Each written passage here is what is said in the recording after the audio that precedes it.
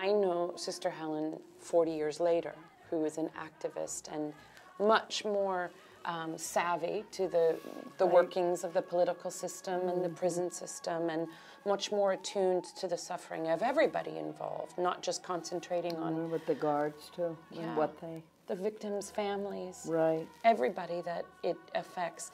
So I have to separate a little bit from the Sister Helen I know and see today, and I have to go back to that moment where everything is discovery, everything is new, and the sense of being overwhelmed really takes her, as it did you. You fainted in the prison. The opera starts with the murder and the rape, and we see Joe Desrochers commit the crime, and it's horrible. It's very deeply unsettling. But it takes away that question of whether he did it or not. And we go right to the moral imperative. He's guilty. Now what do we do?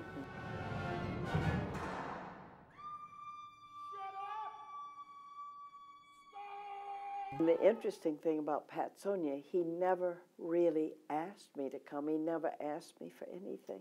But I felt his loneliness. I felt his humanity, and that he was going to be killed, that he had murdered. And he was alone, and it drew me. Without his saying, come and see me, I knew I had to. Wow. Do you remember the emotion you felt when you first met him, first saw him? Oh, man, he was scary to me at first. They are going woman on the tear, just like we have it in the opera. It was very scary. All of them were very scary, because I knew they were the ones who were going to kill a human being. But then guards. He was scary too, yeah.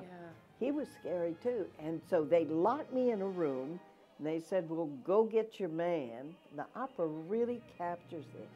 I was scared out of my mind.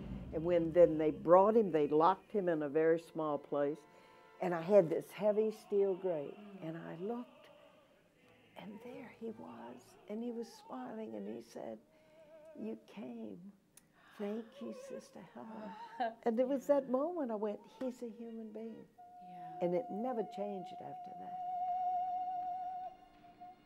Hello, Sister Helen. Dead Man Walking is a love story about the profound power of human connection and love to transform a heart.